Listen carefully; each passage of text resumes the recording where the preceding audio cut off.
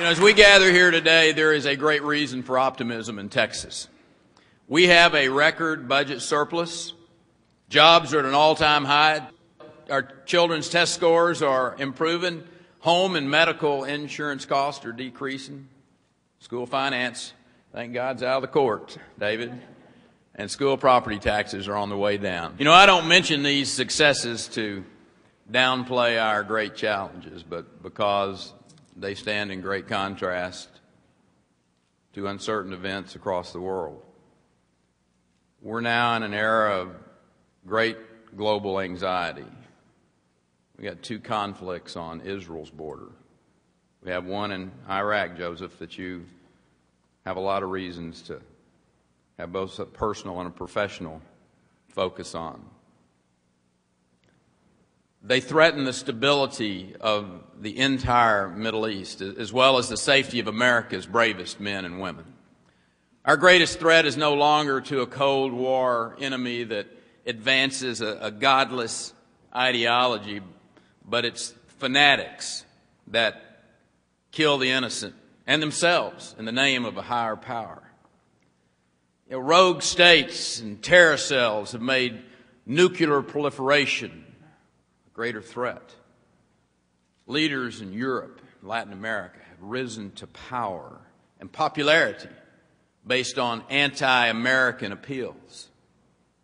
We face not only a war on terror, but a war on drugs that brings violence to our border and carnage to millions of American families. The 21st century has begun with no shortage of human suffering. New treatment for the American victims of AIDS has seemingly isolated us from rampant suffering on two continents, Asia and Africa, and an even more insidious disease, human hatred, has claimed many more lives, infecting tribes, ethnic groups, nations that commit genocide in places like the Sudan, while much of the world stands idly by. We cannot ignore the challenges beyond our borders any more than we can ignore the problems right here at home. Whether it's poverty in Mexico, hopelessness in Africa, or homelessness in Austin.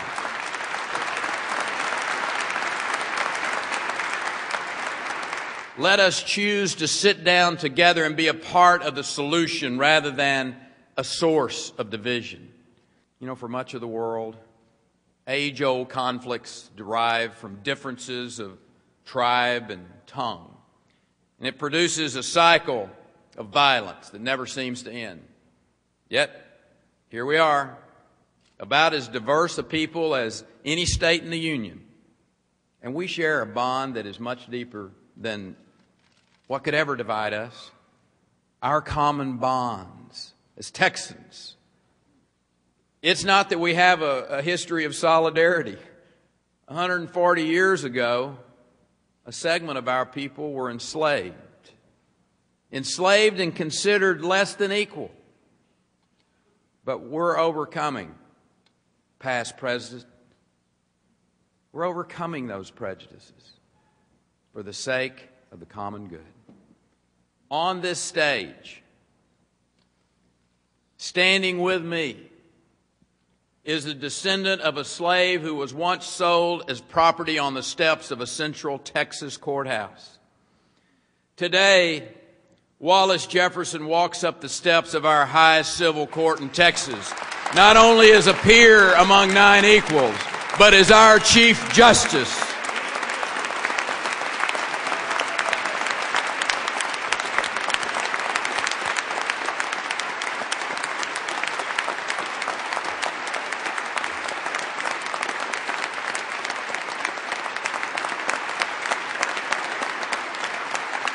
I don't believe in prescribing equal outcomes, but I do believe in preserving equal opportunities.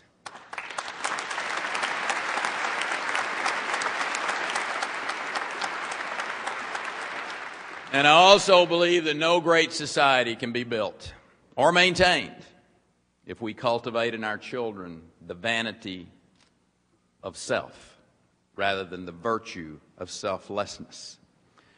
Young Texans must never be taught about rights without learning also about responsibilities. Only when we embrace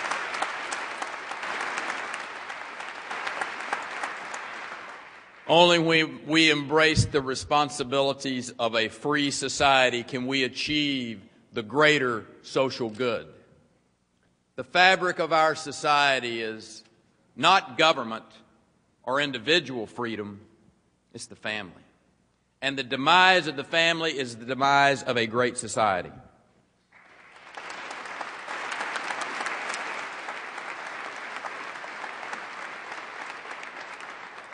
We must never mistake freedom for license. One's a right, the other leads to bondage.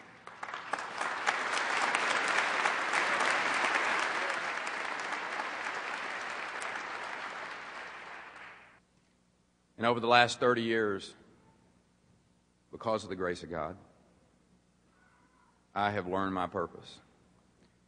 And it is not to build a majority political party, nor to hold power for the sake of holding power. It is to build a Texas of limitless possibility, and it starts with our children. Imagine the possibilities in a Texas where every child is educated.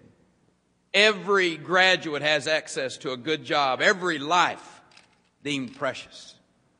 Imagine the possibilities in a Texas blind to color and class and ethnicity, where no one is invalidated because of their heritage, but valued because of their humanity.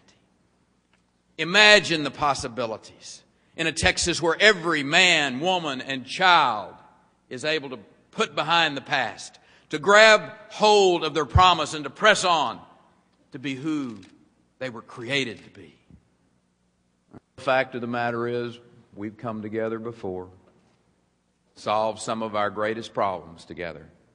A little more than a year ago, when hundreds of thousands of our neighbors and fellow Texans suffered through two devastating natural disasters, Texans showed the power of example and the power of our ideals. With open arms, we embraced those with nothing but the shirts on their backs. We opened our homes, our houses of worship, our convention centers, our modern-day coliseums. I wish from this grand stage our government might be so noble, so compassionate, so visionary as the highest aspirations of our people, that we might surrender to causes greater than self, that we might give voice to the voiceless and hope to those yet born, and that we might use this great opportunity, just this one chance, to do that which endures forever. You see, the world is watching. Once again, let's show them what it means to live with one another, to love one another, and to be Texans. God bless you.